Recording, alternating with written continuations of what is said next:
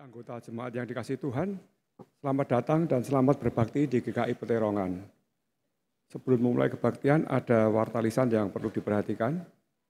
Hari ini kebaktian dilayani oleh Pendeta Samuel Kristiono dari GKI Darmo Permai Surabaya. 2. Hari ini diedarkan kantong persembahan khusus untuk dana bantuan pengembangan jemaat GKI Klasis Semarang Timur. Kiranya anggota jemaat turut berpartisipasi. 3. Anggota jemaat diundang untuk menghadiri doa taese pada hari Kamis 21 Maret jam 6:30 malam, ruang kebaktian. 4.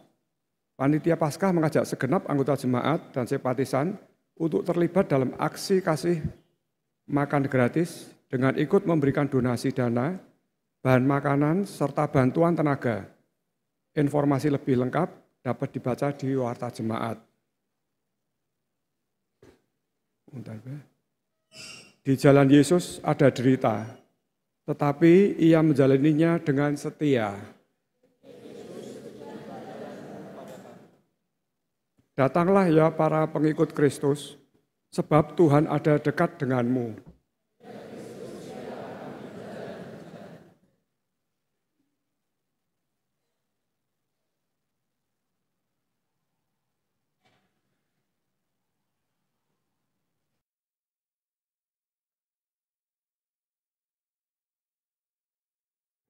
Untuk memulai kebaktian, kami undang untuk berdiri.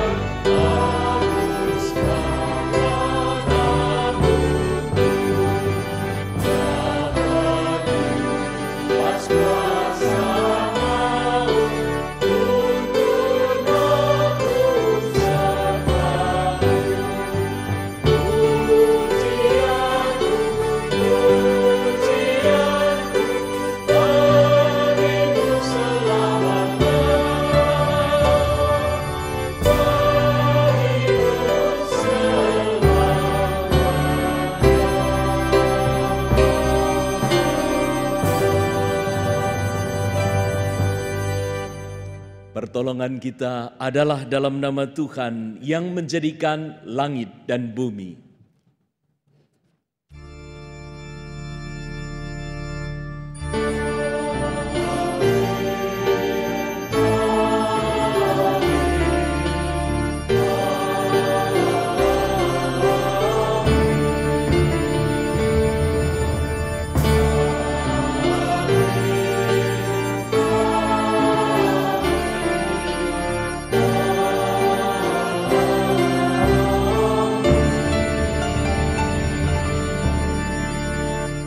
Tuhan besertamu.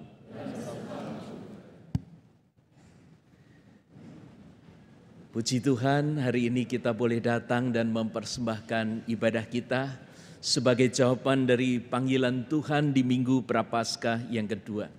Minggu Prapaskah kedua ini mengingatkan kehidupan kita yang tidak selalu mulus, ada tantangan, bahkan penderitaan. Seringkali kita merasa begitu berat, tak sanggup untuk berjalan sendiri.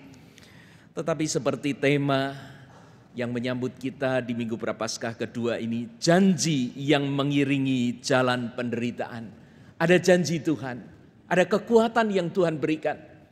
Dan semua itu bukan hanya sambil lalu, benar-benar akan menolong kita, membawa kita menghadapi penderitaan ini dan keluar sebagai pemenang. Firman Tuhan yang mendasari ibadah kita terambil dari Roma 5 ayat 2b hingga 4. Di dalam kasih karunia ini kita berdiri dan kita bermegah dalam pengharapan akan menerima kemuliaan Allah. Dan bukan hanya itu saja, kita malah bermegah juga dalam kesengsaraan kita, karena kita tahu bahwa kesengsaraan itu menimbulkan ketekunan, dan ketekunan menimbulkan tahan uji, dan tahan uji menimbulkan pengharapan. Mari kita membawa diri kita di dalam doa. Biarlah kita tumpahkan segala pengakuan kita. Kita mau supaya Tuhan menerima pertobatan kita secara penuh. Maka biarlah setiap kita menundukkan diri, menundukkan hati, mengungkapkan pengakuan di dalam doa dan hening secara pribadi di hadapan Tuhan.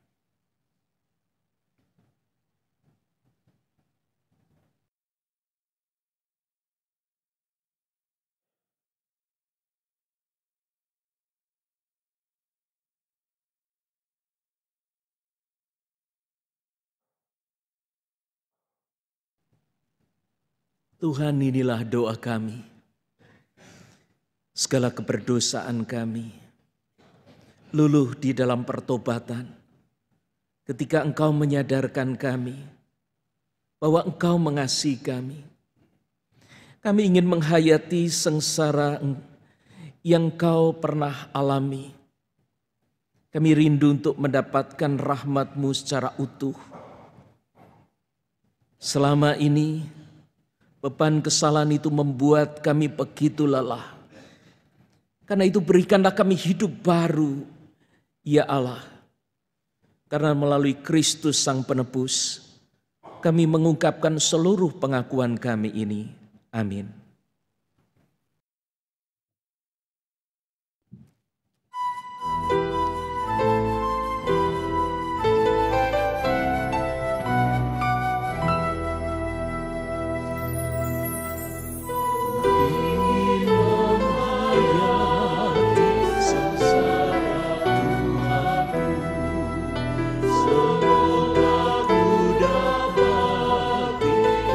Yesus nama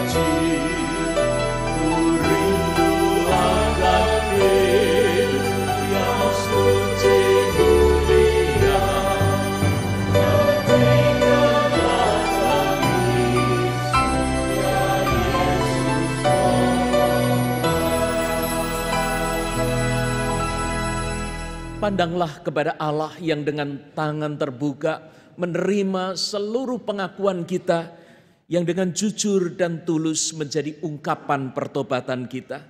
Karena itu terimalah firman-Nya yang berbunyi demikian. Sesungguhnya penderitaan yang pahit menjadi keselamatan bagiku. Engkaulah yang mencegah jiwaku dari lubang kebinasaan. Sebab Engkau telah melemparkan segala dosaku jauh dari hadapan-Mu. Di dalam Kristus Engkau telah diampuni.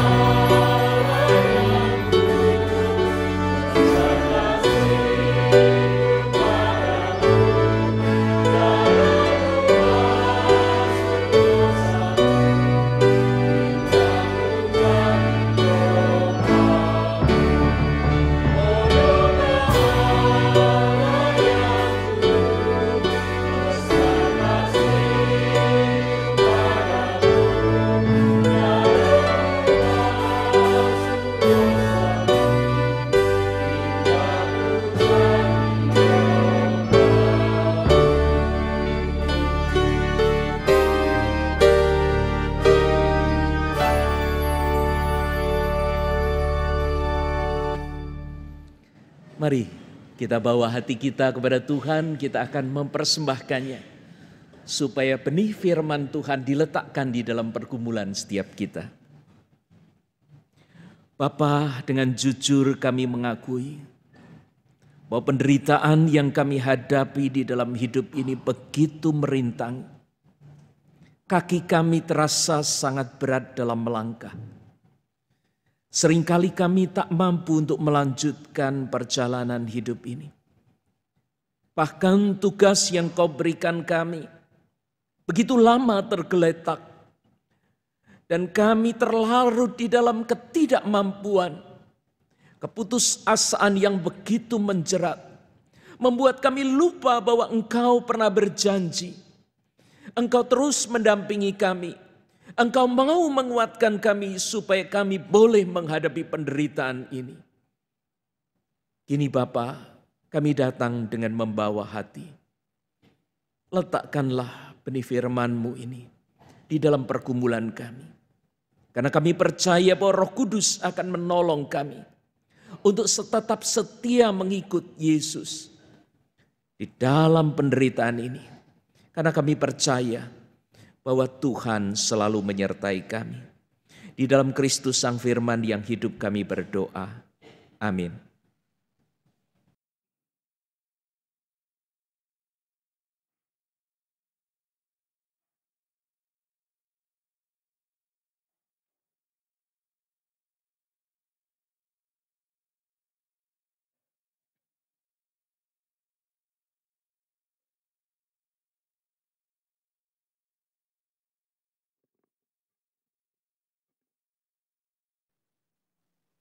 Jemaat Tuhan, bacaan pertama diambil dari Kejadian 15 ayat 1 sampai 12 dan ayat 17 sampai 18. Kejadian 15 ayat 1 sampai 12 dan ayat 17 sampai 18. Dalam perikop ini dikisahkan Abram mengalami kekhawatiran mengenai siapa yang akan menjadi ahli warisnya, dan Tuhan bertindak. Ia menjanjikan apa yang menjadi jawaban dari kekhawatiran Abram, yaitu keturunan sebanyak bintang di langit. Beginilah firman Tuhan. Kemudian datanglah firman Tuhan kepada Abram dalam suatu penglihatan. Janganlah takut Abram, akulah perisaimu, upahmu akan sangat besar. Abram menjawab, Ya Tuhan Allah, apakah yang akan Engkau berikan kepadaku? Karena aku akan meninggal dengan tidak mempunyai anak. Dan yang akan mewarisi rumahku ialah Eliezer orang Damsyik itu. Lagi kata Abram, Engkau tidak memberikan kepadaku keturunan, sehingga seorang hambaku nanti menjadi ahli warisku. Tetapi datanglah firman Tuhan kepadanya demikian. Orang ini tidak akan menjadi ahli warismu, melainkan anak kandungmu. Dialah yang akan menjadi ahli warismu. Lalu Tuhan membawa Abram keluar serta berfirman, Coba lihat langit, hitunglah bintang-bintang jika engkau dapat menghitungnya. Maka firman-Nya kepadanya, Demikianlah banyaknya nanti keturunanmu. Lalu percayalah Abram kepada Tuhan. Maka Tuhan memperhitungkan hal itu kepadanya sebagai kebenaran. Lagi firman Tuhan kepadanya, Akulah Tuhan yang membawa engkau keluar dari Ur Kasdim untuk memberi negeri ini kepadamu menjadi milikmu. Kata Abram, Ya Tuhan Allah, dari manakah aku tahu bahwa aku akan memilikinya?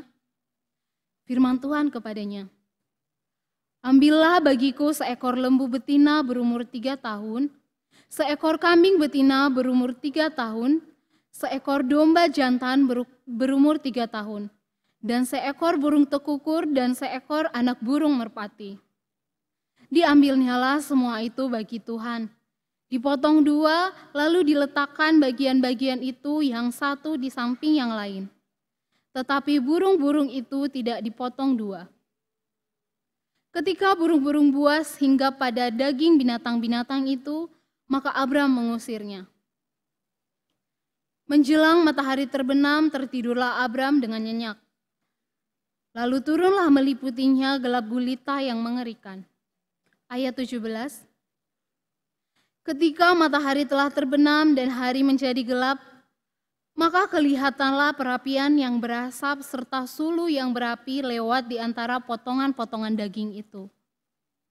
Pada hari itulah Tuhan mengadakan perjanjian dengan Abram serta berfirman, Kepada keturunanmu lah kuberikan negeri ini, mulai dari sungai Mesir sampai ke sungai yang besar itu, sungai Efrat. Demikianlah firman Tuhan.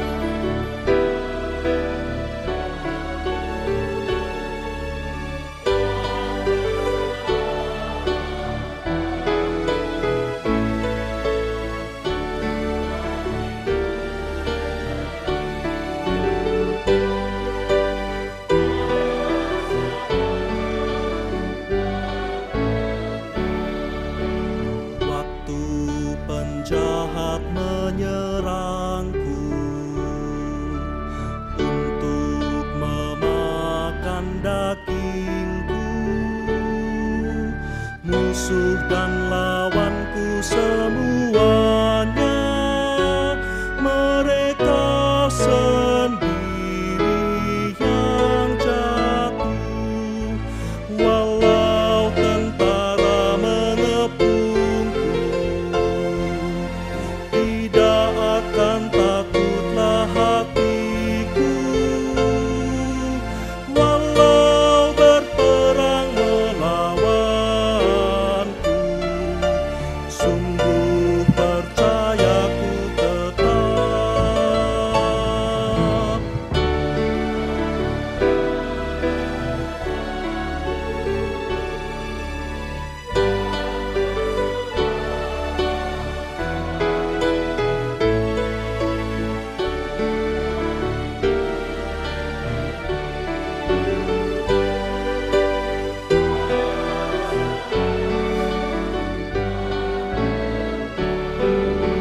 Satu hal ku minta dari Tuhan,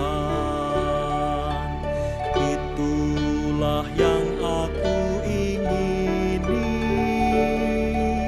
diam di dalam rumah Tuhan di sepanjang umur hidupku. Sungguh itu kerinduanku,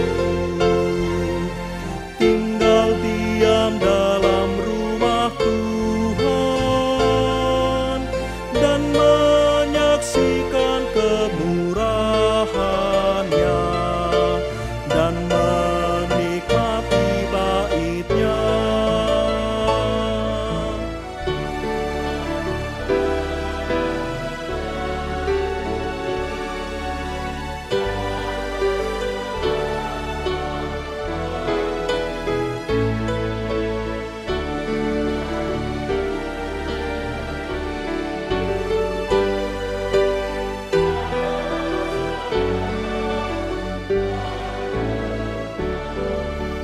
Karena pada waktu bahaya, Ia melindungiku di pondok-Nya, disembunyikanku di kemah-Nya.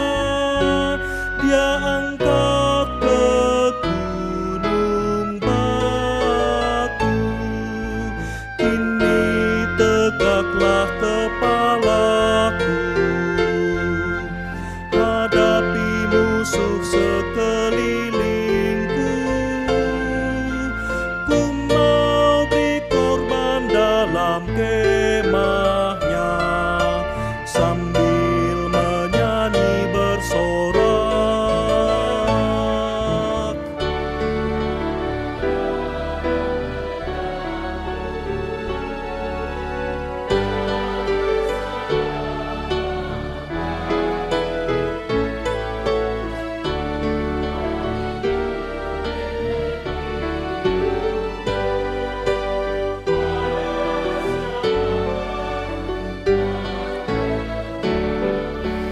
Tuhan, dengarlah seruanku, kasihani dan jawablah aku. Hatiku mengikuti firman-Mu yang bersabda, cari wajah-Ku. Maka ku cari wajah Tuhan, jangan menolakku dengan murka.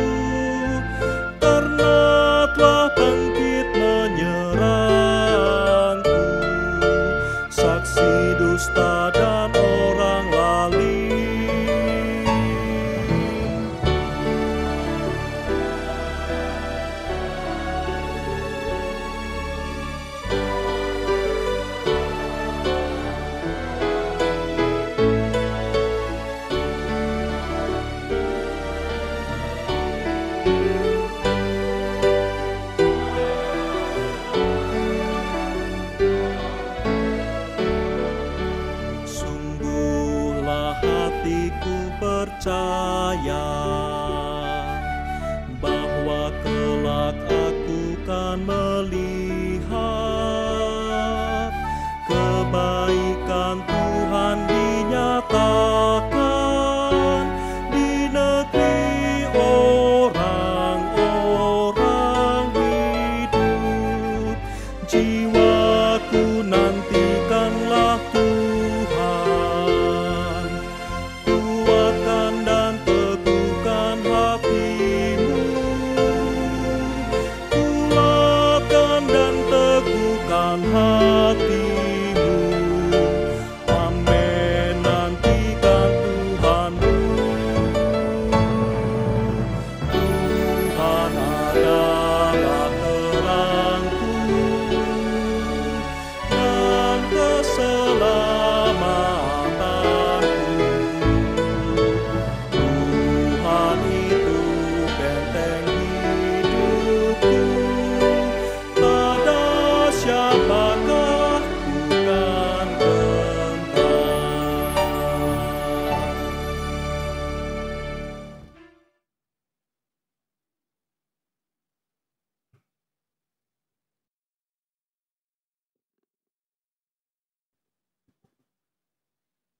Bacaan kedua diambil dari Filipi 3 ayat 17 sampai pasal 4 ayat 1.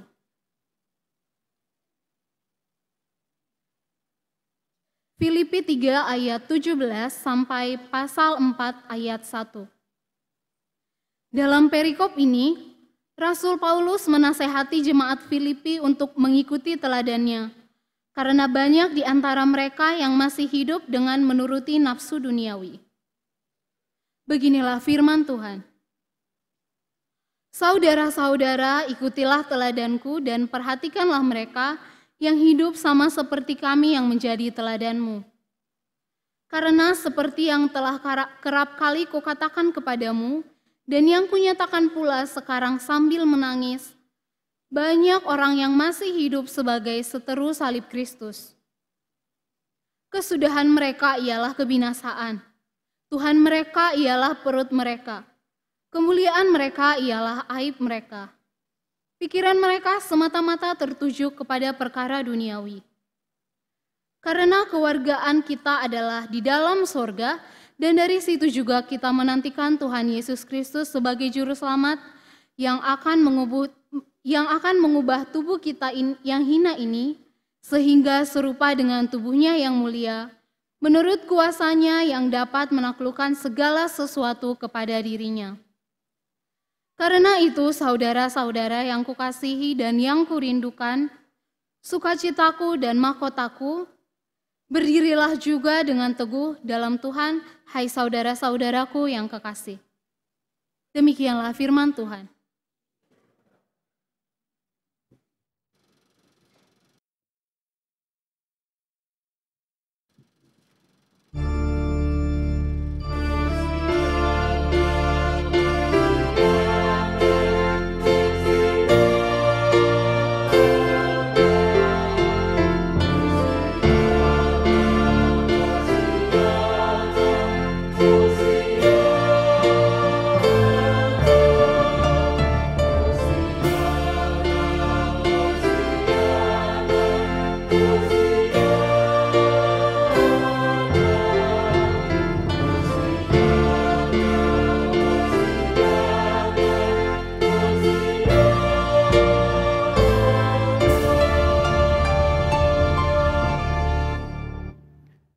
Dengarkanlah Injil Tuhan kita Yesus Kristus menurut Lukas 13 ayat 31 sampai 35.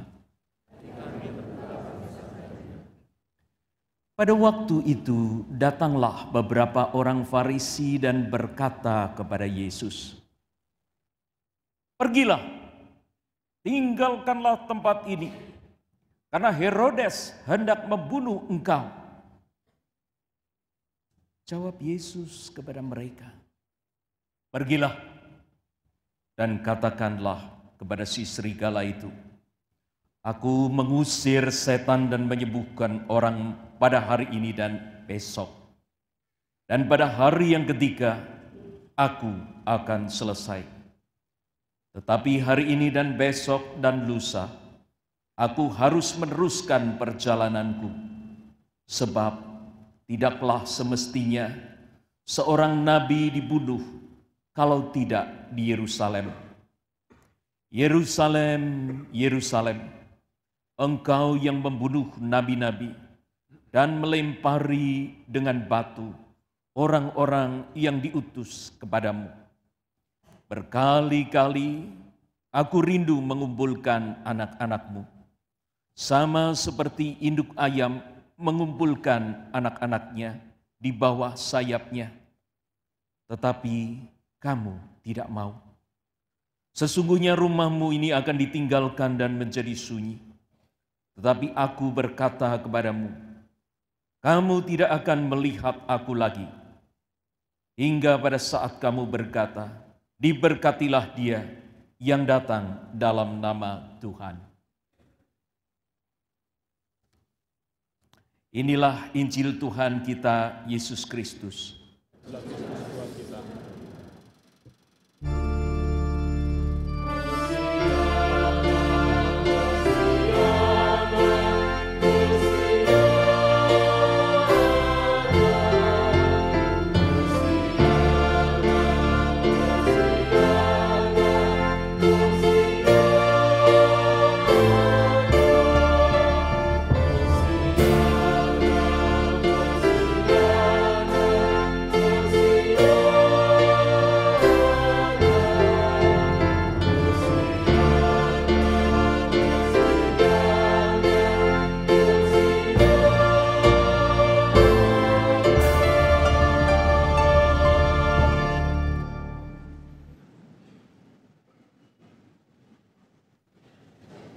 Jemaat yang dikasihi Tuhan, adakah di antara kita yang belum pernah mengalami penderitaan?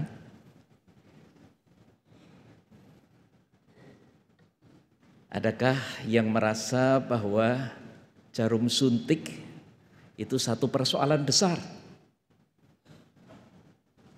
Apalagi kalau dokternya mengatakan, ya sudah, kalau Anda takut ditusuk oleh jarum yang kecil ini, saya tukar dah pakai jarum yang tumpul. Mau? Bapak Ibu, bagi beberapa dari kita udah dicolok beberapa kali, ambil darah, suntik dan sebagainya, gak masalah. Tapi mungkin untuk beberapa dari kita, waduh, itu nightmare. Jarum suntik yang kecil, bahkan jarum untuk anak, itu persoalan besar. Apa itu penderitaan? Bagaimana Bapak Ibu melihat satu persoalan dan mengatakan bahwa itu adalah penderitaan? Apakah orang-orang yang menghadapi persoalan yang sama, mereka juga mengatakan, itu adalah penderitaan. Tuhan, inilah penderitaanku. Atau ketika kita ditanya, apa sih penderitaan yang kamu alami? Dan kemudian kita bercerita. Setelah kita cerita panjang lebar, kayak gitu kok penderitaan. Orang ini bukannya melihat persoalan kita lalu bersimpati, malah mereka mengatakan kayak gitu kok disebut penderitaan. Bukan penderitaan. Bapak Ibu, hari ini kita akan bersama-sama melihat, kita akan belajar ketika kita menghadapi penderitaan, sesungguhnya bagaimana sikap kita. Apa yang muncul di dalam pikiran kita, bagaimana cara kita menghadapi penderitaan itu. Saya ingin mengajak Bapak Ibu dan saudara-saudara untuk melihat bahwa Tuhan memberikan janji supaya kita bisa menghadapi penderitaan ini dengan sikap yang tepat.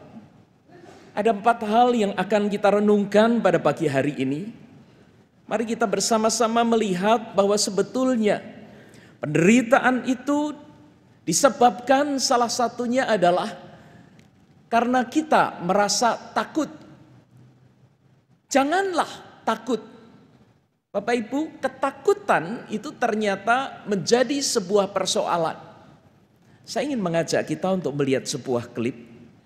Dan klip ini menggambarkan tentang seorang anak gadis berusia 9 tahun yang menjadi korban bom napalm. Mari kita lihat bersama. Yeah, that day 21-year-old Nick Ut, a Vietnamese photographer, was also there that day on assignment for the Associated Press. I looked at my camera, you find her. I saw the girl naked running. He took the picture that would win the Pulitzer Prize. And when she passed on my camera, I saw her body burn so badly. I said, my God, I need to help her. So they tried to help me. But after they pouring water over my body, it seemed like I passed out. I didn't remember anything else. He wrapped her in a soldier's rain poncho. I don't want to see the picture of her naked, that covers her. Yes. And then she kept screaming and saying, I'm dying all the time. He took her to the hospital, where the doctors thought she was dying too. They placed me to the morgue because they give up hope. And they consider I have no way to survive. They decided this one isn't going to make it. Exactly. So you were written off. Yes. Her family found her 3 days later, still alive, but barely. I can't imagine how much closer to death a person could be. Right. But after 14 months and 17 operations, she did make it. When I heard that, I said, wow, God not finished with me yet. At the time, Kim didn't feel like part of God's plan. Only a little girl so horribly disfigured, who would ever marry her? At 9 years old, I remember, I thought, oh my goodness, I got burned and I became ugly. And people will see me different way. So she dreamed of becoming a doctor, and at 19 started medical school. But the picture caught up with her. The Vietnamese government found a national treasure and a propaganda tool. So they started to take me out to do a lot of interview, filming. The late CBS News correspondent Bob Simon talked to her in 1985. She has glandular problems, headaches, and loss of memory. She wanted to study medicine, but had to give it up because of her health. I didn't know what's going on, but I know that I couldn't go to school. That was a low point in my life.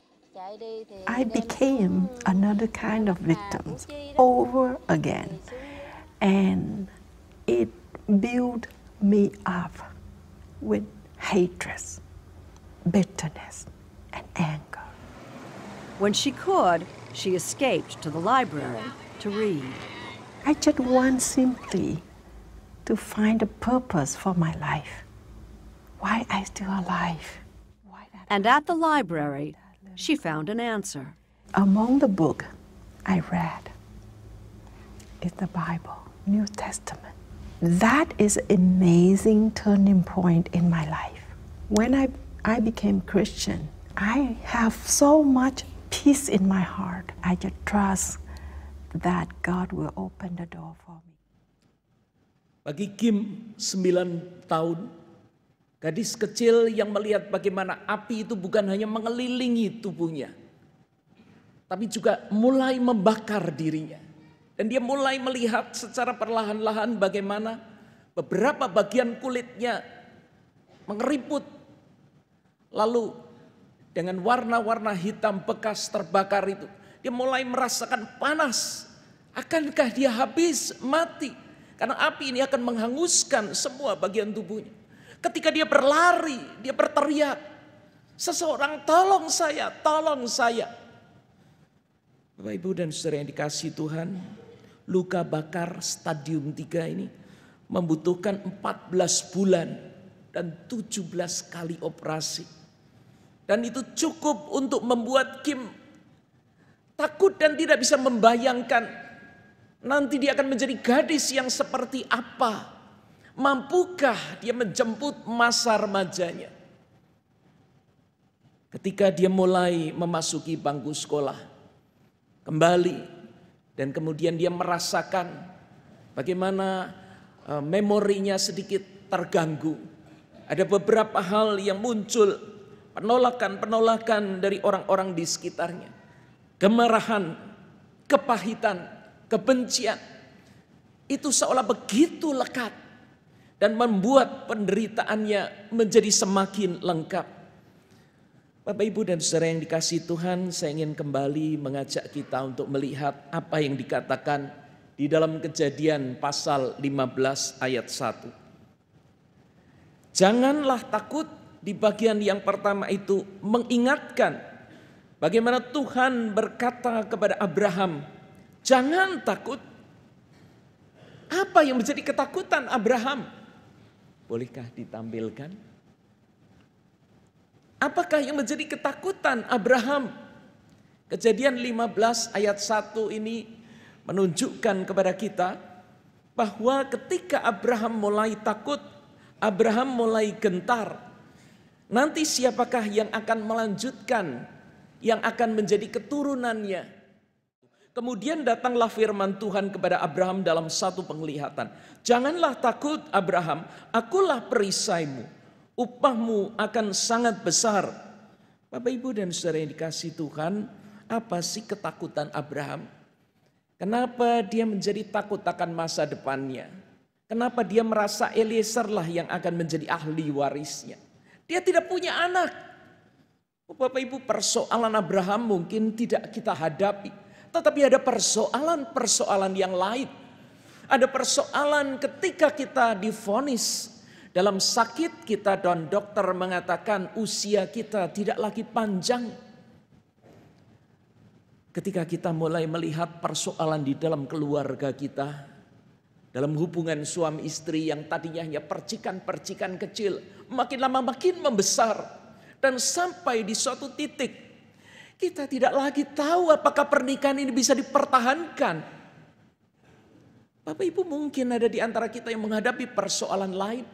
Kita menjadi pemimpin dalam sebuah perusahaan atau bahkan kita pemiliknya. Dan sekarang ini begitu banyak orang bergantung kepada kita karena mereka adalah karyawan-karyawan kita.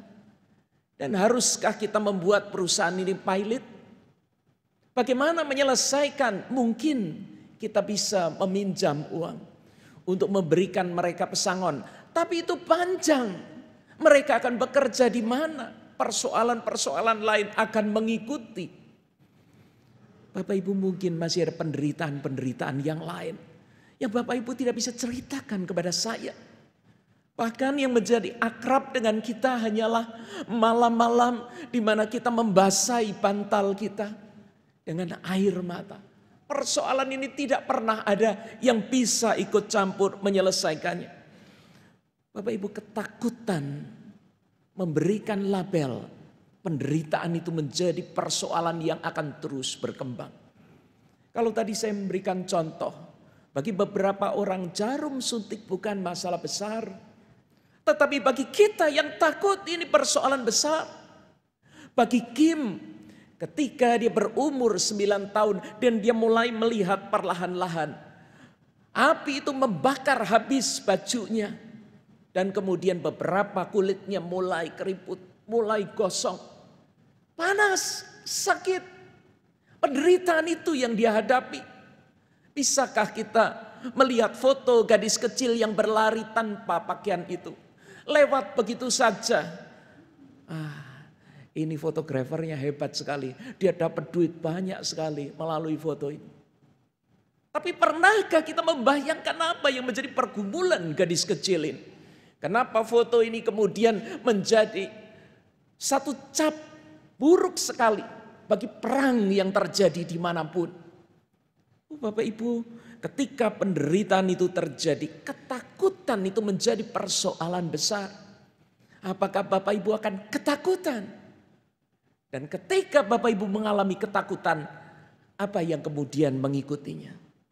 Hari ini orang-orang yang mengalami ketakutan secara fisik tubuhnya terganggu.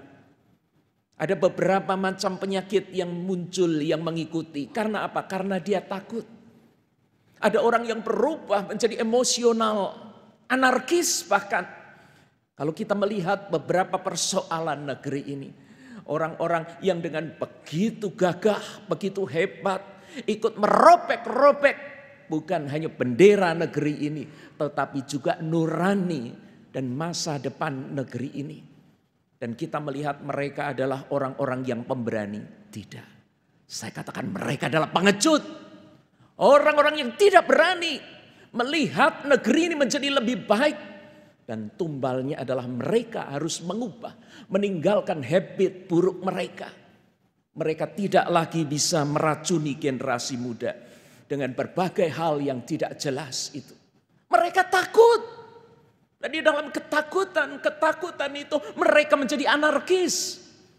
Dan saya tidak ingin satupun di antara saudara yang hadir pada pagi hari ini adalah penakut. Adalah orang-orang yang ketika menghadapi penderitaan kemudian lari dari kenyataan.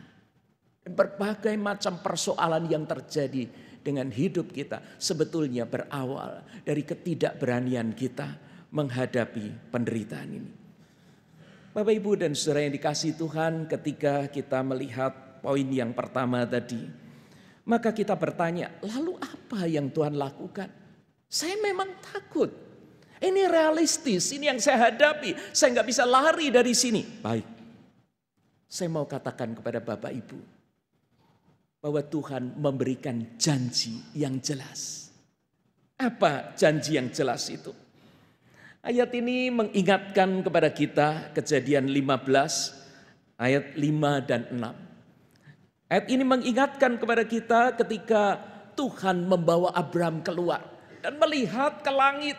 Ada begitu banyak bintang di sana. Coba lihat ke langit. Hitung bintang-bintang jika engkau dapat menghidupnya. Demikianlah banyaknya nanti keturunanmu. Mudahkah Abraham percaya itu? Mudahkah Bapak Ibu yang sedang menghadapi persoalan di dalam pernikahan ketika orang mengatakan sabarlah, engkau akan dapat memenangkan suamimu, istrimu. Ngomong gampang. Kamu ngalamin gak? Kamu ada di mana ketika hatiku dikoyak-koyak? Ketika Bapak Ibu menghadapi penyakit dan merasa ini adalah akhir hidupku. Tuhan, kalau aku mati cepat, mudah, tiba-tiba tidak persoalan. Tapi CA yang aku alami ini menggerogoti dan sedikit-sedikit. Bahkan morfin dengan kadar tertentu tidak bisa membantu aku menghadapi sakit penyakitku ini. Kalau engkau mengatakan sudah jangan khawatir, berdoa saja. Kalau memang Tuhan mau panggil kita kapanpun bisa panggil. Engkau ngomong gampang. Tapi ketika aku sakit kamu ada di mana? Kamu tidak pernah datang ke rumah. Kamu tidak tahu malam-malamku, hari-hariku dipenuhi dengan air mata. Kamu di mana? Kita segereja GKI Peterongan. Kita kenal, kita kerja di satu kantor yang sama. Kita satu keluarga, tapi kamu ada di mana? Bapak Ibu yang dikasihi Tuhan, janji Tuhan jelas. Dia menunjukkan kepada kita. Bukan hanya seperti Tuhan menunjukkan bahwa ada begitu banyak bintang di langit. Urusannya apa Tuhan? Tapi Tuhan menunjukkan kepada saudara dan saya tentang persoalan yang sedang kita hadapi. Dan Tuhan mulai menunjukkan janjinya apa yang akan kita hadapi. Kalaupun saya harus menghadapi ini. Dan kalaupun pada akhirnya saya harus mati. Tapi Tuhan mau bahwa janjinya jelas. Dia menunjukkan kepada kita. Bapak Ibu, seringkali kita menganggap bahwa janji Tuhan itu semuanya akan membius kita. Menjadi obat anestesi yang paling tepat pas dosisnya. Sehingga kita tidak perlu merasa sakit karena penderitaan itu. Ayat ini menunjukkan kepada kita, ketahuilah dengan sesungguhnya bahwa keturunanmu akan menjadi orang asing. Lalu mereka akan diperbudak, dianiaya 400 tahun. Tapi kemudian mereka akan keluar dengan membawa harta. Bayangkan. Kalau rumah tangga kita gonjang-ganjing dan janji Tuhan, tanda yang Tuhan berikan, kekuatan yang Tuhan berikan, itu juga disertai dengan Tuhan menunjukkan bahwa suamimu masih akan melakukan lagi. Bahwa kondisi sakitmu ini, engkau akan mengalami masa kritis lagi. Bahwa anakmu tahun ini mungkin akan gagal di dalam studinya. Tapi Tuhan katakan bahwa engkau akan melewati ini. Bahwa bintang-bintang itu menunjukkan begitu banyaknya keturunanmu. Saudara pilih mana? Hari ini kita pengen sesuatu yang membius kita. Tuhan gak usah ada rasa sakit Tuhan. Tuhan pulihkan hubungan suami istri ini. Oh Tuhan, kami percaya mujizat-Mu masih ada saat ini. Dan aku percaya besok pagi suamiku atau istriku dia akan berubah 180 derajat. Berubah jadi orang lain kah? Tidak bisa. Kita masih akan menghadapi itu. Kalau kita sakit, kita akan menghadapi masa kritis lagi. Mungkin hampir saja maut itu menelan kita. Tapi kalau Tuhan tunjukkan bahwa engkau akan mampu, engkau akan melewati 400 tahun itu akan kita lewati dengan penuh kekuatan. Perbudakan aniaya itu akan kita lewati dengan penuh kekuatan. Kalau aku yakin bahwa pernikahanku bisa diselamatkan, aku akan berjuang apapun itu. Mungkin apa yang aku miliki habis. Mungkin aku harus menahan diriku, kesabaranku sedemikian rupa. Aku akan berjuang untuk suamiku, untuk istriku. Supaya dia pulang. Seberapa kuat fighting spirit saudara dalam menghadapi penderitaan ini. Ketika Tuhan menunjukkan janjinya. Janji yang jelas. Tapi juga melewati persoalan-persoalan yang berat. Kalau hari ini saudara give up, sudah selesailah. Saudara nggak usah bergumul dengan Tuhan. Saudara tinggalkan aja, selesaikan semuanya. Saudara pengecut, saudara nggak berani. Tapi kalau saudara berani, janji Tuhan itu jelas. Sekalipun ada persoalan-persoalan, ada penderitaan, ada tantangan. Saudara akan mampu menghadapinya. Bapak Ibu dan saudara yang dikasihi Tuhan, hal yang ketiga, dialah perlindungan kita. Sekarang siapa perlindungan saudara? Apakah saudara merasa ada orang yang membackup saya? Kalau selama ini saya berurusan dengan hukum, dengan orang yang berani main-main dengan saya dalam bisnis, oke, kita selesaikan. Anda tidak tahu siapa backing di belakang saya? Kalau selama ini kita merasa bahwa kita bisa menyelesaikan sakit penyakit kita dengan obat. Ketika dokter di Surabaya memvonis saya harus pasang beberapa ring dan ada dokter yang mengatakan ini kelihatannya perlu bypass. Dan saya berobat ke satu tempat yang lain. Dan saya kaget sekali karena dokter itu mengatakan kepada saya, Anda mau tindakan? Anda mau obat atau tidak? Gila kali ya ini dokter. Tapi karena saya nggak berani, saya datang sebagai pasien, saya ngomong kepada dokter, ya kalau boleh milih dok, ya saya nggak mau tindakan dok, saya nggak mau obat. Bagus, dia bilang. Tapi, dia ingat, tapi kamu harus berani bayar harga. Apa itu dok? Pola hidupmu berubah, pola makanmu berubah. Kamu harus berani setiap pagi olahraga, ya jalan sekian jauh. Sekarang aja ngos-ngosan dok, kondisi kayak gini, bagaimana saya bisa? Kamu berani nggak? Kalau enggak ya sudah, terima saja. Harus ada tindakan, harus ada obat dan kamu akan minum obat seumur hidup. Saya pikir ini dokter gila juga ya. Tapi kemudian saya merasakan dia. Berapa lama lagi saya sampai ke usia emeritus. Dan apalagi yang bisa saya bawa memasuki masa itu. Kalau nanti saya menjadi beban bagi gereja. Kalau kemudian saya mengisi hari-hari tua saya justru dengan berbagai macam obat dan sebagainya. Tapi kalau Tuhan memang mau bawa saya lepas dari itu, oke.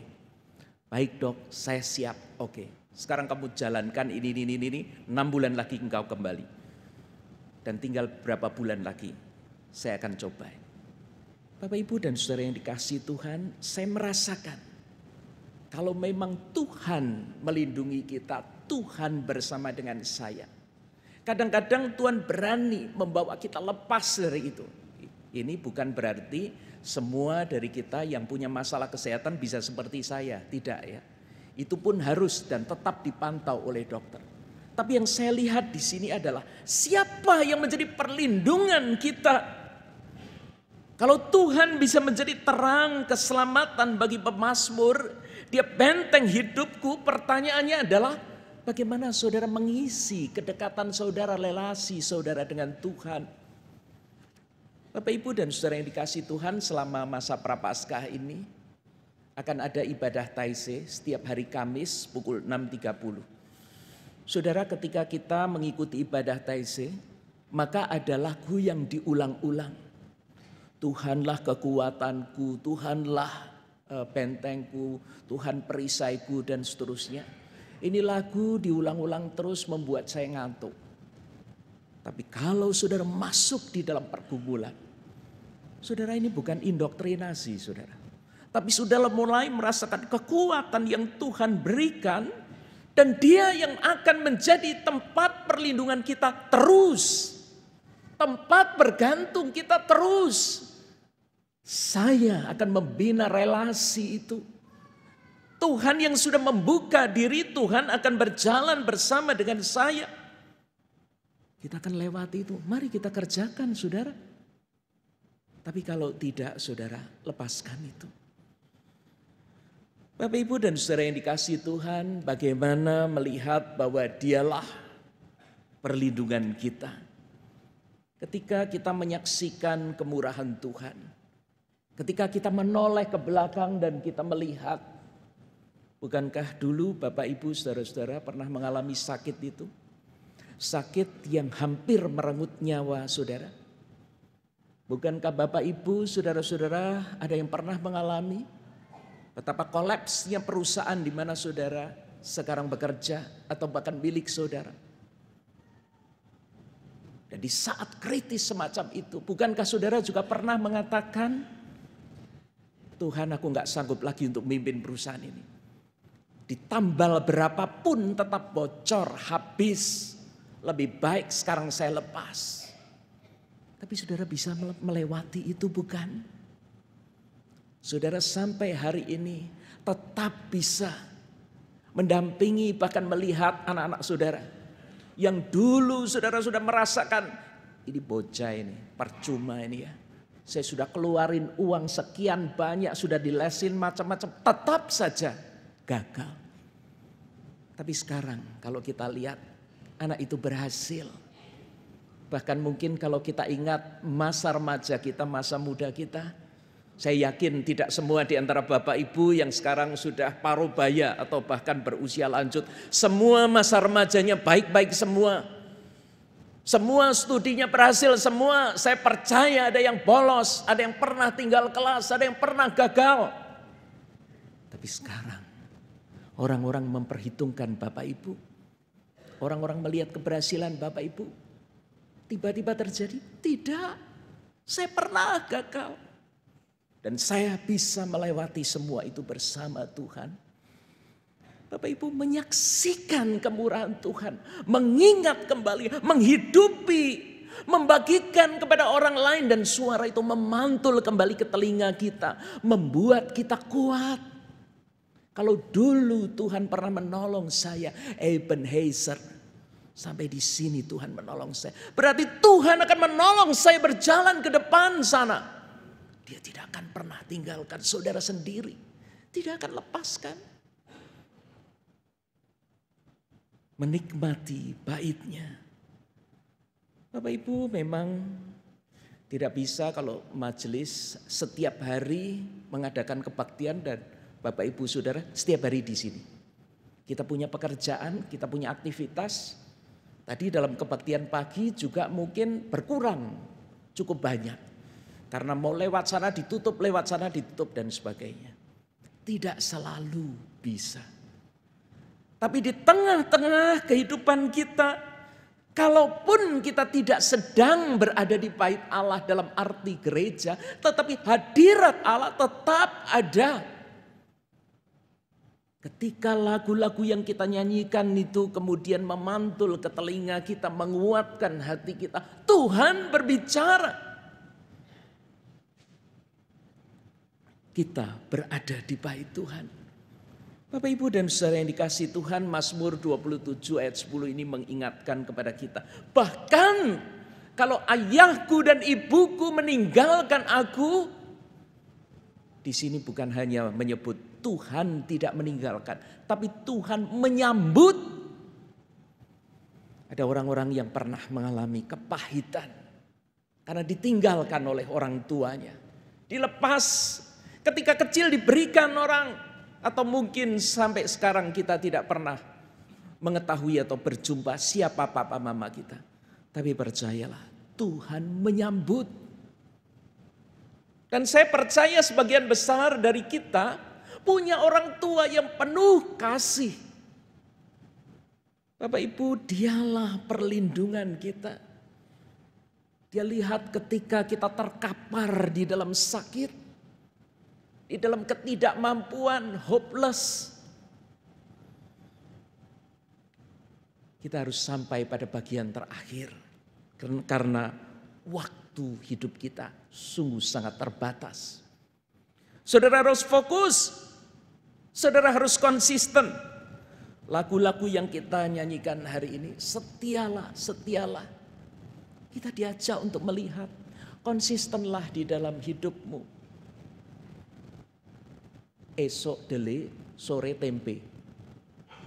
Saya nggak tahu berapa banyak dari saudara yang kecewa dengan orang-orang di sekitar kita yang tidak konsisten. Bapak, Ibu, dan saudara yang dikasihi Tuhan, Filipi 3 ayat 18 mengingatkan kita bahwa hari ini ada begitu banyak orang yang hidup sebagai seteru salib Kristus. Karena mereka tidak lagi kuat untuk menghadapi persoalan ini, merasa ditinggalkan Tuhan, dia pun mulai meninggalkan imannya, kasihnya yang mula-mula. Mungkin dia bahkan meninggalkan pasangannya, meninggalkan orang tuanya, meninggalkan tanggung jawabnya. Dan kalau ada kumpulan orang-orang yang meninggalkan itu, saya tidak ingin melihat salah satu pun dari saudara ada di sana. Tidak. Saudara bukan orang seperti itu. Saudara adalah orang yang tetap setia. Setia kepada pasangan. Kalau tidak, bertobatlah. Setia kepada panggilan pekerjaan. Setia kepada pelayanan. Kalau kita dipercaya ada anak-anak, aduh anak saya ini Pak, udah ngabisin duit banyak. Les ini itu tetap aja gak bisa berhasil, tetap aja tinggal kelas. Saudara ingat tadi, dulu siapa kita, seperti apa kita. Oh saudaraku, yang penting kita tidak hidup sebagai seteru salib Kristus. Tapi justru sebaliknya, Tuhan Yesus dalam perjalanan menuju ke salib, dia gak sempat buka handphone, chatting-chatting, santai. Kalau bisa Tuhan nanti bagian yang terakhir, sudahlah di skip aja pokoknya langsung sampai ke sana, tahu-tahu saya ditangkap. Mungkin saya pingsan karena dipukul begitu ya. Terus tahu-tahu saya sudah ada di atas kayu salib.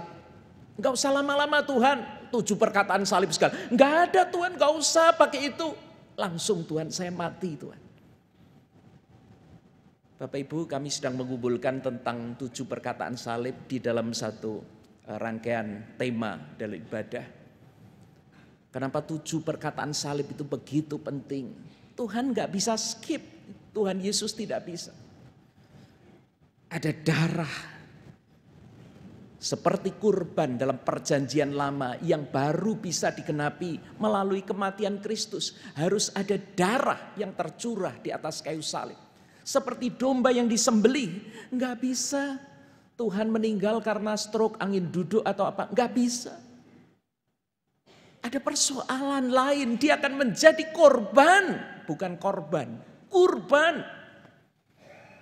Dan ketika Bapak, Ibu, Saudara dan saya juga Tuhan panggil mengambil bagian kecil saja. Menjadi suami, menjadi istri yang tetap setia, mendampingi pasangan yang tidak setia. Mendampingi anak-anak. Dia tumbuh besar dan dia tak pernah lupa. Aku dulu begitu bodoh, IQ-ku pas-pasan, aku gak bisa melanjutkan studiku. Tapi karena papa mamaku terus ada bersama aku. Jam berapapun aku belajar, dia tetap kuatkan aku. Dia yakinkan kamu bisa. Meskipun aku cuma lulus SMA, tapi aku tetap lulus. Dan itu karena papa dan mama jagain aku, tunggu aku. Entah apa yang hari ini Tuhan percayakan kepada saudara dan saya. Tapi fokuslah itu. Konsistenlah. Saudara bukan pengecut. Saudara bukan orang yang bisa berubah-ubah. Bapak Ibu, kata-kata yang Tuhan Yesus sampaikan di saat-saat terakhir ketika orang mengingatkan dia bahwa Herodes akan menangkap, bahkan mungkin akan membunuh dia, apa yang Tuhan katakan? Aku mengusir setan, menyembuhkan orang pada hari ini dan besok. Pada hari yang ketiga aku akan selesai. Mungkin 2-3 hari lagi Tuhan panggil kita. Dan kita selesai. Tapi kerjakan yang hari ini harus kerjakan. Ambil bagian saudara. Tekuni itu. Temui kembali orang-orang di kantor saudara. Lakukan semaksimal mungkin. Kerjakan ini. Tuntaskan. Semua akan bisa. Tuhan membuat saudara dan saya menyelesaikan bagian akhir ini. Karena besok semuanya selesai. Bapak Ibu dan saudara yang dikasihi Tuhan, mari kita melihat. Karena kita sudah diingatkan bersama-sama. Ketakutan berapa besar sih sudah menjajah hidup saudara dan saya? Tidak. Tidak. Saya kembali mengingatkan. Tidak ada satupun dari saudara yang ada di ruangan ini yang pengecut. Tidak. Saudara adalah orang-orang yang berani. Kita akan hadapi ini. Kita akan bisa. Kita akan selesaikan. Jangan takut. Saudara, Tuhan memberikan janji yang jelas. Dan janji itu memang tidak semuanya mulus, enak. Ada tantangan di depan sana. Apakah kita akan katakan, oh kalau gitu Tuhan gak usah kasih tahu Tuhan. Tuhan aku gak mau bagian itu. Tidak. Justru ketika aku tahu. Kalau aku mau obat itu masuk ke tubuhku dan melalui suntikan. Aku akan berikan tanganku. Sakit, memang sakit. Hanya beberapa detik, tapi obat itu kemudian masuk. Aku akan menghadapi bagaimana memenangkan pasanganku, anggota keluargaku, orang-orang yang sampai hari ini masih menolak Kristus. Aku akan kerjakan bagian ini. Janji yang jelas membuat kita berani menghadapinya. Dan dialah perlindungan kita. Ya, dia. Bukan yang lain, dia. Dan dia memakai juga orang-orang di sekitar kita. Ada pasangan kita yang begitu setia. Ada orang-orang yang datang dan mendoakan kita. Ada orang-orang yang memberikan support. Saya percaya kalau hari ini saya boleh berdiri di sini, boleh melayani Tuhan. Saya mengingat ada begitu banyak orang tua pada zaman saya kecil. Ibu saya tapi juga teman-temannya, mungkin ada juga di antara Bapak Ibu yang hadir di sini. Mungkin guru saya SD, orang-orang yang begitu mengasihi saya, yang melihat waktu kecil saya nakal dan terus berdoa. Itulah tangan-tangan Tuhan yang terus menggiring saya. Karena saya percaya dialah perlindungan kita. Dan bagian yang terakhir, waktu ini sungguh sangat terbatas. Saya tidak boleh melanjutkan khotbah saya lebih lama. Waktunya sudah habis. Dan sekarang adalah waktu saudara untuk mengerjakan bagian akhir. Mari kita satukan hati kita untuk masuk dalam saat hening. Karena pergumulan pribadi itu harus saudara hadapi bersama Tuhan secara pribadi juga. Sebentar lagi kita akan berpisah. Dan tidak semua orang tahu pergumulan saudara. Karena itu biarlah saat hening ini kita isi dengan permohonan kekuatan. Bahwa Tuhan menjaga, Tuhan menolong. Janjinya mengiringi jalan penderitaan kita.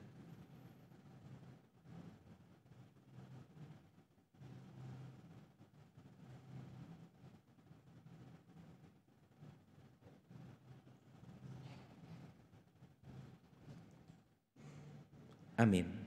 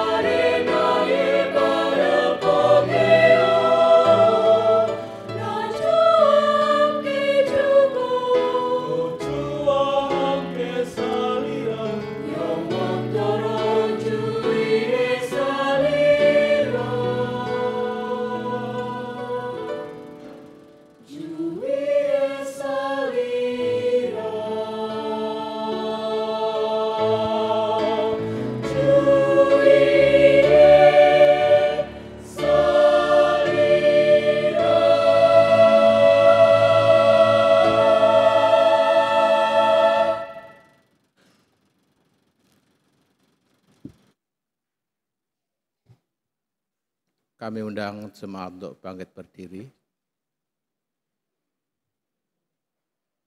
Marilah bersama umat Allah pada masa lalu, masa kini, dan masa yang akan datang, kita mengakui iman percaya kita seturut dengan pengakuan iman rasuli yang demikian. Aku percaya kepada Allah, Bapa yang Maha Kuasa, Khalik langit dan bumi, dan kepada Yesus Kristus, anaknya yang tunggal Tuhan kita, yang dikandung dari Roh Kudus, lahir dari anak darah Maria, yang menderita sengsara di bawah pemerintahan Pontius Pilatus, disalibkan, mati dan dikuburkan, turun ke dalam kerajaan maut. Pada hari yang ketiga, bangkit pula dari antara orang mati, naik ke surga, duduk di sebelah kanan Allah, Bapa yang Maha Kuasa. Dan dari sana ia akan datang untuk menghakimi orang yang hidup dan yang mati. Aku percaya kepada Roh Kudus, gereja yang kudus dan am, persekutuan orang kudus, pengampunan dosa, kebangkitan orang mati, dan hidup yang kekal. Amin. Silakan duduk.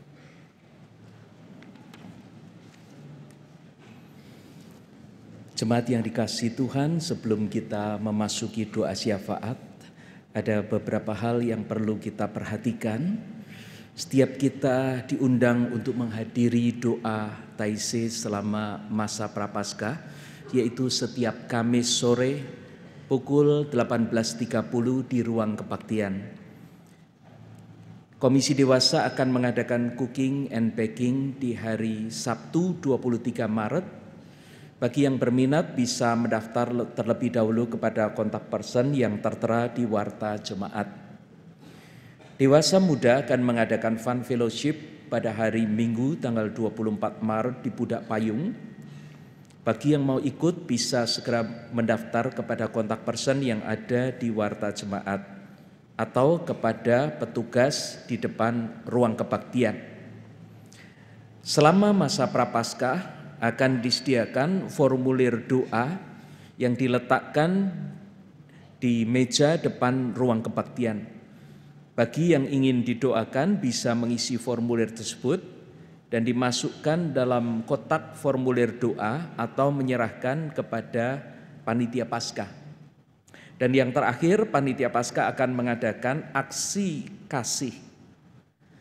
Makan gratis bagi yang ingin menjadi donatur dalam bentuk dana, bahan makanan, atau bahkan tenaga, dapat menghubungi panitia seusai kebaktian ini atau kepada kontak person yang ada di warta jemaat.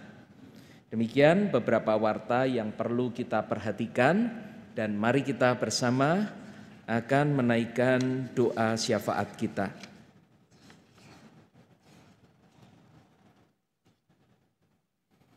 Bapa, kami bersyukur karena Engkau senantiasa menyertai kami, bahkan di dalam pergumulan yang berat yang sedang kami hadapi.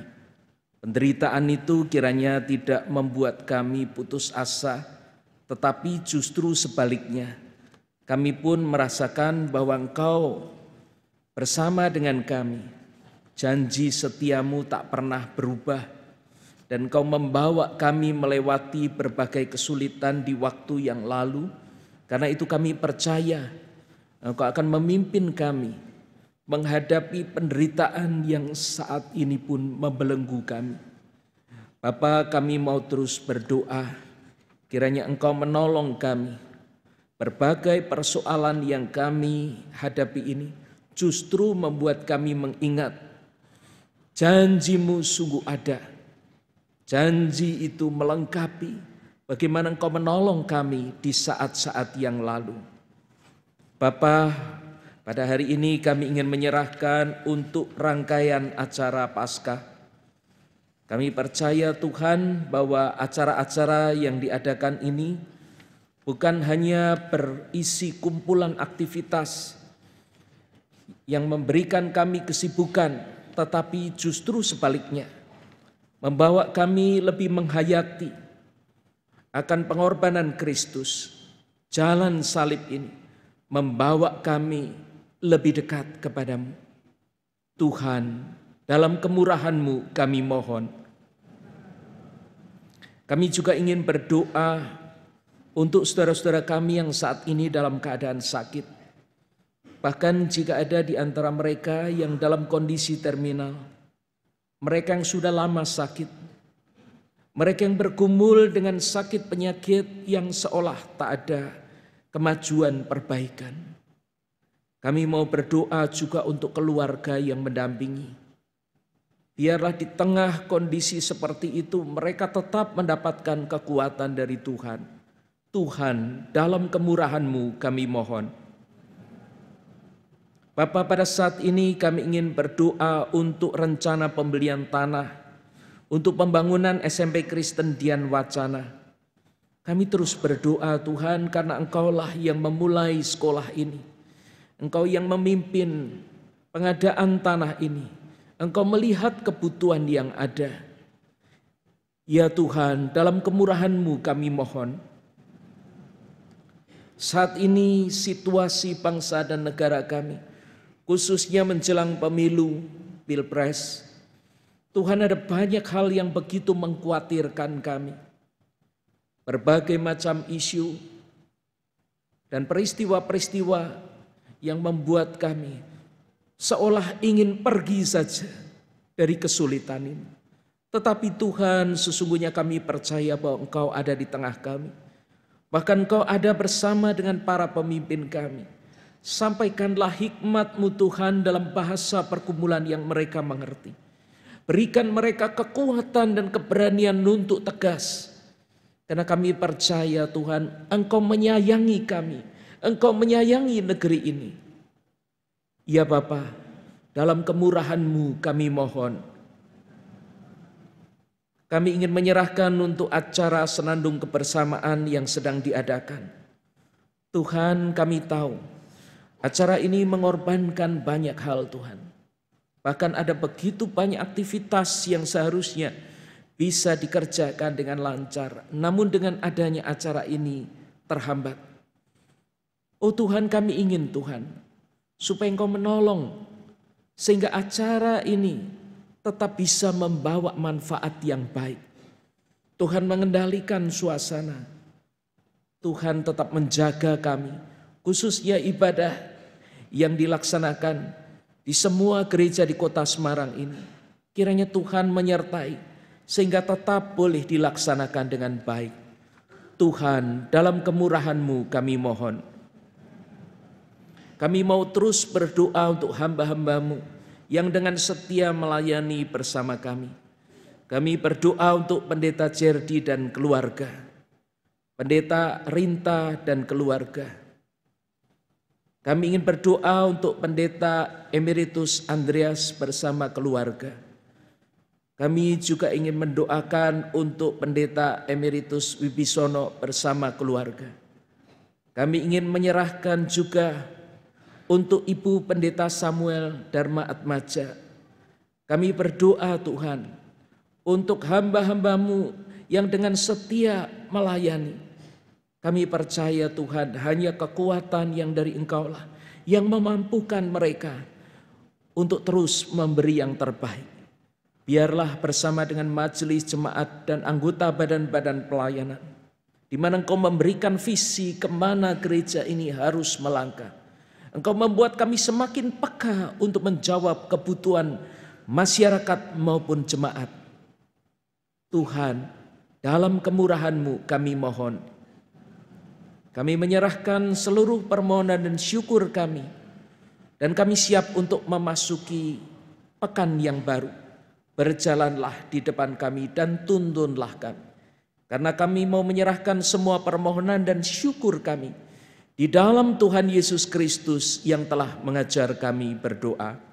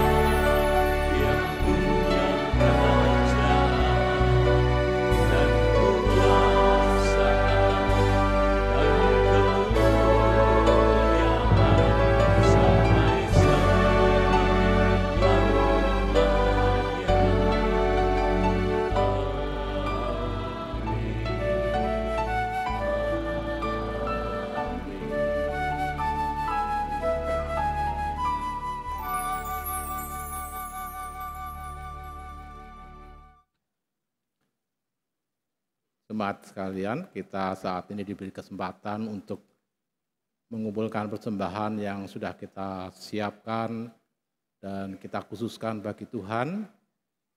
Dan firman Tuhan saya ambil dari 1 Tawarikh 29 ayat 14, membimbing kita di dalam memberikan persembahan saat ini. Sebab siapakah aku ini dan siapakah bangsaku, sehingga kami mampu memberikan persembahan sukarela seperti ini? Sebab daripadamulah segala-galanya, dan dari tanganmu sendirilah persembahan yang kami berikan kepadamu.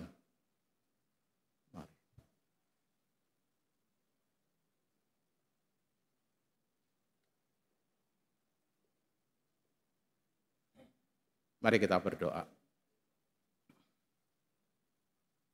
Tuhan, siapakah kami sehingga kami sanggup memberikan persembahan sukarela kepadamu? Sebab daripadamulah segala yang ada pada kami. Namun saat ini Tuhan, dengan merendahkan diri, kami serahkan sebagian berkat yang telah kami terima darimu. Terimalah ya Tuhan, dan kuduskanlah persembahan kami, agar layak menjadi berkat bagi sesama kami. Dalam nama Tuhan Yesus Kristus kami berdoa. Amin.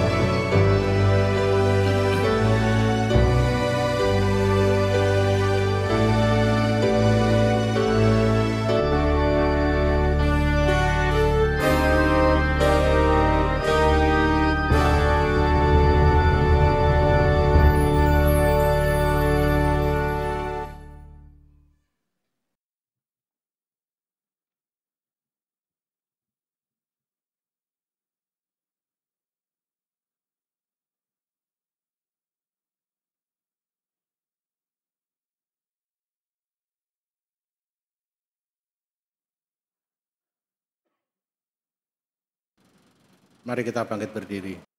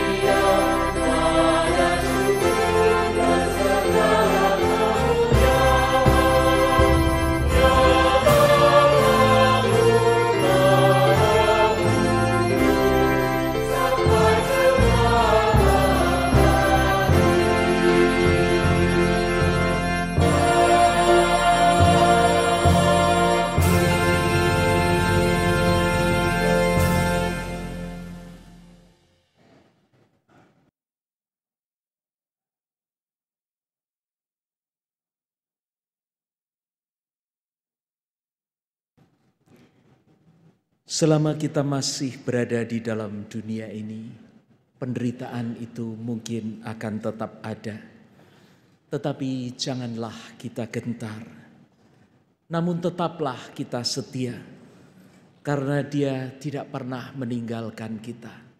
Apapun kondisi kita, kasih sayangnya, kekuatan selalu ada bersama dengan kita. Karena itu setialah selama hidupmu.